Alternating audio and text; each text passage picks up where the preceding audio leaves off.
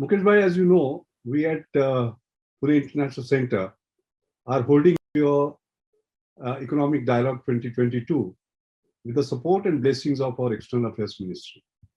Our theme this year, as you know, is resilient growth in the post-pandemic world. And before we begin our discussion on green energy for sustainable future, may I ask you about your thoughts on Asia's future and the place of India in particular? Well, Dr. Mashelkar, it is becoming more obvious with each passing year that the 21st Asia century, the center of gravity of global economy, has clearly shifted to Asia. From the 1st to the 18th century, Asia was leading the world in global GDP. After suffering a retreat in the last 2 centuries, Asia is now making a strong comeback. In 2020, Asia's GDP, as we all know, overtook the GDP of the rest of the world combined. By 2030, the Asian region is expected to contribute roughly 60% of global growth. We should also remember that Asia accounts for 60% of the world's population. More Asians will join the middle class in the next 2 decades than the combined population of all other countries, which means Asia is leading the march towards a more inclusive global economy. The mismatch between demography and development is closing. All this goes to show that a resurgent Asia will contribute to a more equal world. This is a most welcome trend. The trend is also reinforced by the fact that India is likely to overtake Japan as Asia's second largest economy and the world's third largest economy by 2030. Dr. Mashelkar, I am very confident that the India growth story will be as exciting, if not more, than that of the China in the coming decades to come. It is India's time. Wonderful, wonderful. That's so inspiring. 21st century as Asia's century. Mukesh bhai, let me now turn to our theme, which is green energy for our sustainable world. Let me begin by asking you, why green energy? Or in your words, why new energy?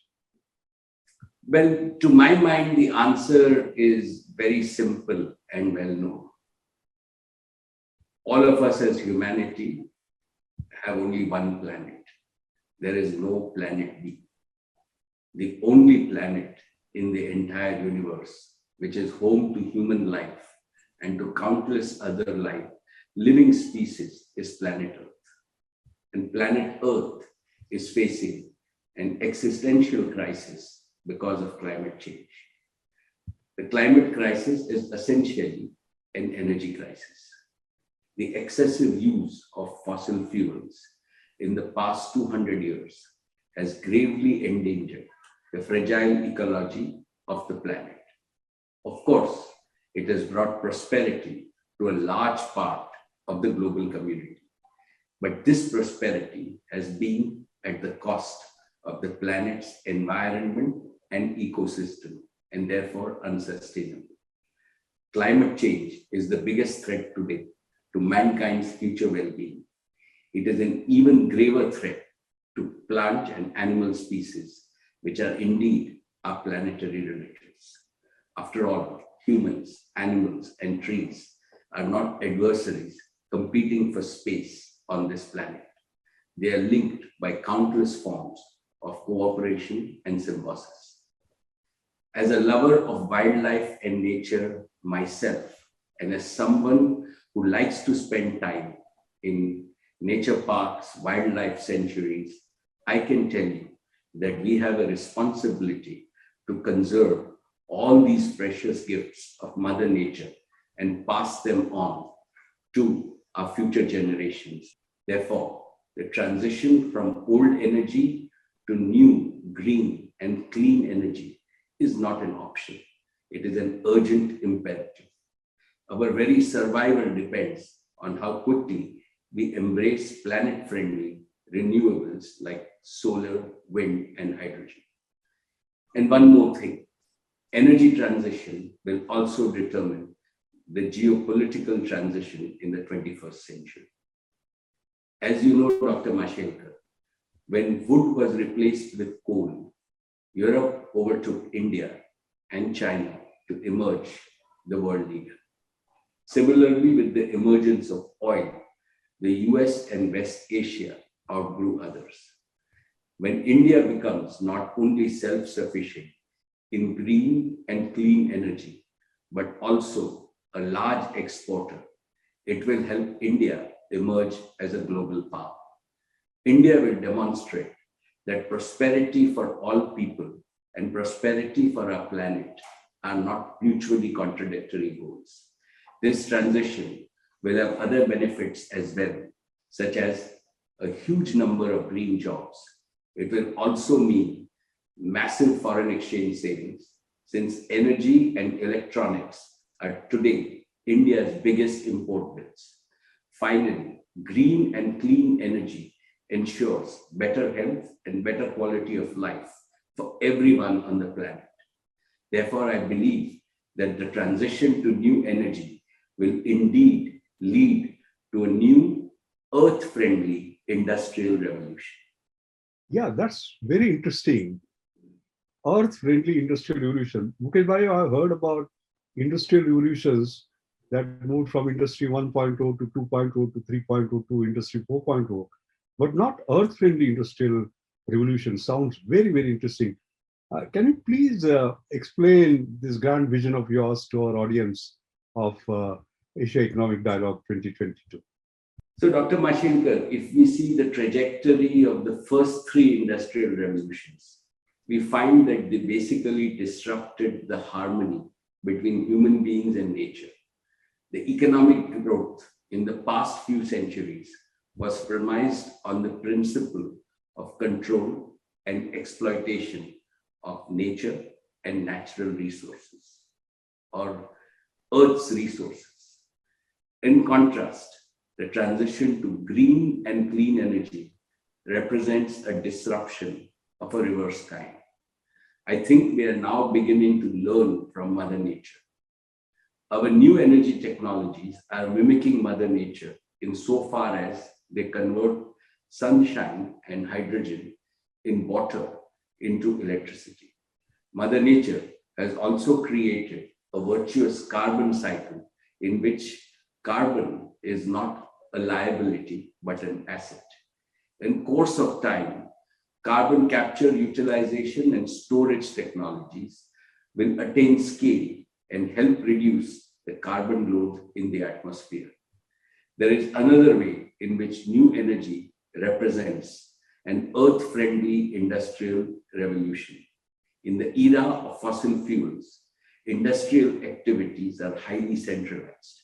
This is because coal and oil are centralized in their origin and have to be transported large distances. In contrast, in the coming era of abundant and affordable clean and green energy with utility scale battery storage, it is possible to envision that every house, every farm, factory, and habitat could in principle free itself from the grid by generating its own power. The world is also developing technologies that use less land to produce all the more we need. You always say that more from less, and that is what is happening at a world scale all around us, which means we can earmark more land for forests, which also acts as a natural carbon sequester. This is what I mean by the need to transition from industrial revolution to ecological revolution, or the earth-friendly industrial revolution. The vision of an earth-friendly industrial revolution has prompted Reliance to adopt care for the planet along with care for the people as the guiding principle of everything we do in all our businesses and philanthropic activities. Oh, that is fantastic. And Mukesh bhai, you have often talked about three Ds. I remember, namely digitalization, decentralization, and decarbonization. And Reliance has been, of course, deeply involved in all three Ds. But you also always talked about your dream of India that is not a follower, but a leader. India as a leader. Can India emerge as a global new energy leader? I have absolutely no doubt that India can and India will emerge as a global new energy leader. Just see, right, we were among the first in the world where our renewable energy minister announced a hydrogen policy.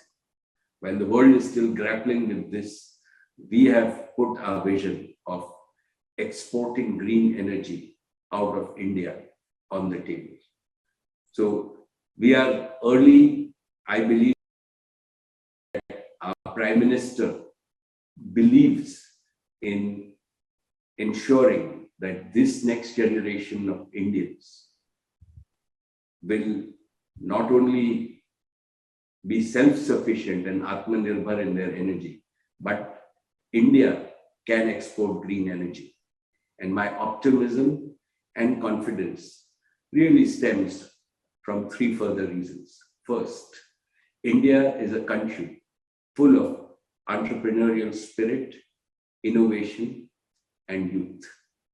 Second, we now have proactive and forward-looking policy support and action from our government, both at the central and the state level. And third, now have assured financing options. Let me elaborate, Dr. Mashal.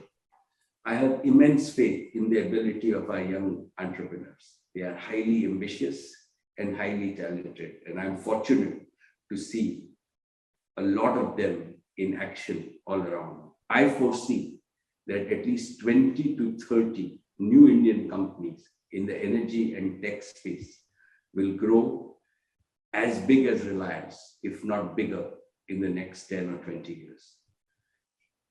Let me put this in perspective for our audience. It took Reliance about 15 years to become $1 billion company, 30 years to become a $10 billion company, 35 years to become a $100 billion company, and 38 years to touch 200 billion. I have no doubt that the next generation of Indian entrepreneurs will achieve this in half the time. What this also means is that India's community of entrepreneurs will become broader and wealth creation will also become more inclusive. This makes India a more equal nation. Let me make another prediction. India's technology and digital exports have risen to 150 billion from less than 10 billion 20 years ago. By 2030, I believe they will exceed $500 billion. Similarly, India's clean and green energy exports in the next 20 years, at the end of 20 years, also have the potential to have $500 billion of export. In the last 20 years, we were known for India's emergence as an IT superpower. Next 20 years, I believe, will be, along with technology, our emergence as a superpower in energy and life sciences. What is commendable is that the new energy business in India are standing on their own 2 feet with their own entrepreneurship and very little support or basis of any great government subsidies. Technological progress will make energy affordable on the basis of commercial viability, and it will be technology and the entrepreneurial spirit and the new business model that gives values to customers that will drive the business and not government subsidies. And that's encouraging about the new energy opportunities that I see. Oh, that's My heart was pumping when you were talking about this. It is so inspiring, such an awesome vision, Mukesh bhai. But as we know, our feet are on ground, and there is a always a concern that technology must be backed up by policy investments. Do you foresee any hurdles there? Of course, you are referred to the progressive policy, but want to just revisit this particular part so that we know how we are going and your views in terms of the future. Well, let me share with you my perspective. India is today one of the most attractive opportunities for renewable energy investment anywhere in the world. As far as policy is concerned, at least I believe that the government of India is extremely committed to promoting new energy. And among all countries in the world, we have been proactive, unlike the past. And I believe that we are at the leading edge of policy development. And all of these policies are transparent and pro-consumer. And the commitment begins at the highest level from our Honorable Prime Minister, Sri Narendra Modi himself, right from the days of Gujarat. As you know, he is a big proponent of renewable and clean energy. The government is proactive in meeting the financing needs of the new energy sector. The recent announcement in the union budget about the launch of sovereign green bonds is a step in that direction. India achieved its target of 40% power generation of renewables, right, of the target that it had set for 2030 in 2021 itself. And I believe that we will be ahead of this target. India aims to achieve 500 gigawatt of renewable power capacity, which I'm sure we will meet. So right now, on the basis of what I see, I am very optimistic. Wonderful. This is very, very reassuring. Mukesh bhai, you always tell us about speed, scale, and sustainability, in which again, Reliance is a leader. So coming to India, what are the other factors that will favor India's transition to new energy with speed and scale? Because time is that of the essence, and impacting the largest number of population is the big challenge. So what are those factors for fast transition? So, Dr. Mashelkar, as you and I both believe that India's progress is unstoppable. We can, we will become a $5 trillion economy. We will become a $10 trillion economy. We can only argue about whether it will happen in 25 or 27 and whether 10 will happen in 2030 or 32. So when that happens, right, the quality of life of every Indian has to improve. Today, our per capita energy consumption is 1/3 of the world. I think that for quality of life of all Indians, right, we will have India's own domestic demand for energy will be enormous. Indians are already known for having one of the most eco-friendly and sustainable lifestyle. An average Indian's annual carbon emission is about 1/5 of the average Chinese or 1/8 of the average American. So even if it increases, we will be able to meet it. In fact, an average Indian's carbon emission are less than half of the world average. Indians won't have to make too many lifestyle changes to become carbon neutral. India's per capita income, while today is about $2,000 compared to Europe's 38,000, I believe that progressively we will reach $10,000 per capita in the next 15 to 20 years. And this will increase our energy demand. And at the same time, we will be able to meet our incremental energy at affordable rates because of the progress that we are making in technology and because of the abundance of renewable resources that nature has blessed our country with.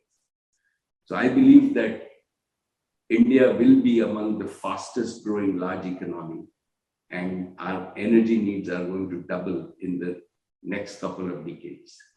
India will overtake the European Union as the world's third largest economy, in my view, by sometime around 2030, 2032. So India has to address its triple challenges. One, India must increase energy output to drive double-digit GDP growth. And we have to do it at an affordable basis on the use of technology.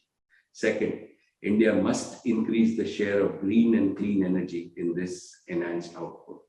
And third, India must achieve the goal of self-reliance or Atmanirbhar Bharat in pursuing the above two challenges. This, of course, cannot happen overnight. For the next 2 or 3 decades, India's dependence on coal and imported oil will continue. But we must have a plan to eliminate that in the next 2 or 3 decades. Hence, in the near and medium term, we will have to follow low carbon and no carbon strategies of development. Affordable and abundant supply of clean energy will enable every Indian an improved standard of living without disturbing the ecological balance. And this generation has the responsibility to put its successive generations on a path whereby we remain perpetually clean. We have the responsibility of being the transition generation. I think this very, very exciting as a scientist, as a technologist. I look at these grand challenges and find them extremely interesting. The issue is the following. I mean, there are all these new energy technologies, some of which we are creating, some of which we are adopting. But again, the essence is doing it swiftly. So do you think India can embrace these new energy technologies swiftly? Well, I think that from my experience and my perspective, right, this is modular and decentralized. When we build the centralized plants, or when you even build, say, nuclear plants for energy, right, they take a lot of upfront design, they take a lot of infrastructure, and they take between 4 and 6 years. What happens in the decentralized energy world is, yes, you take some time to innovate, get the product right, but then there is modular execution. So this is the same as exponential change, right? So we all know that exponential, if you walk 20 linear steps, you'll walk 20 meters, right? If you walk 20 exponential steps, you'll go 20 times around the earth. And clearly, I think all of us will be surprised by the rate at which this technology catches up, because it is decentralized and modular. Right? Once you have the right efficiencies, then you don't need to really, it is, and I say it very simply to all our people, that this is about everybody can run on their own speed at their own things. You're not holding hands and running so that everybody doesn't fall down at the same time. And that is why it's a completely different execution style. And I'm a believer in decentralized execution. Yeah, Mukesh bhai, right from Papa's time, phone call at the cost of a postcard, to your days when you said voice is free, you always set audacious targets. And I understand you have recently announced such an audacious target for, I mean, maybe sort of we can talk about it, this 111 target that has excited the whole world. We really believe that in the next 1 decade, right, we have to shoot to make sure that we bring about all these technologies that I mentioned to produce hydrogen at $1 a kilo, and make sure that we transport and convert it also at less than $1 a kilo. And so that's really from my point of view, I am your chela, so I am Professor M.M. Sharma's chela, so I like first principles. And fundamentally, this is as near to stoichiometry as we can get. So we have left not much space. So if we can do this, you cannot do any better. And I always believed that aiming high and failing is allowed, but aiming low is not allowed. So that was the reason behind this impossible goal.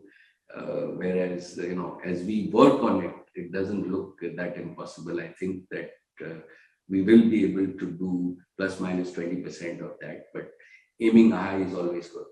Thank you, Dr. Mashelkar. As usual, like it was always an engaging and engrossive conversations. And I just wanted to summarize my 5 key messages for your audience. Mm-hmm. First is that the climate crisis is an existential crisis for the planet Earth, and the entire world must overcome this crisis with the highest level of cooperation and partnership. The second is that we as humanity and the world must make a rapid transition from old energy to new energy, which is necessary for mankind's larger transition from an industrial revolution to an ecological or an earth-friendly revolution that we must all embrace. The third is that India will lead this transition from fossil fuels to green and clean energy and will become a leader of solar and hydrogen energy in the coming decades. It's an opportunity worth seizing for India as we march from our 75th anniversary of India's independence this year to our centenary in 2047. Fourth is our young and super talented entrepreneurs will make India a green energy superpower in the next 20 years in the same way that India became an IT superpower in the last 20 years. And finally, the fifth is that we at Reliance are deeply committed to playing a leading role in creating India's green economy with large-scale generation of green employment opportunities across India. And I once again wish everybody at the Pune International Center my warmest greetings, and thank you very much for inviting me for this chat with you, Dr. Mashelkar. Thank you very much. Those 5 Mukesh Ambani mantras, I'm sure they will reverberate during the AD 2022 and much beyond. I must say, anytime I'm talking to you, I had not years to my life, but life to my years. These have been very inspirational moments with you. And I'm sure that this fireside chat will lit a new fire in the belly of our listeners, our leaders, our thinkers. There will be a new energy, new hope, new aspiration. Thank you again, Mukesh Bhai, on behalf of all of us. Thank you. Thank you so very much, Dr. Mashelkar.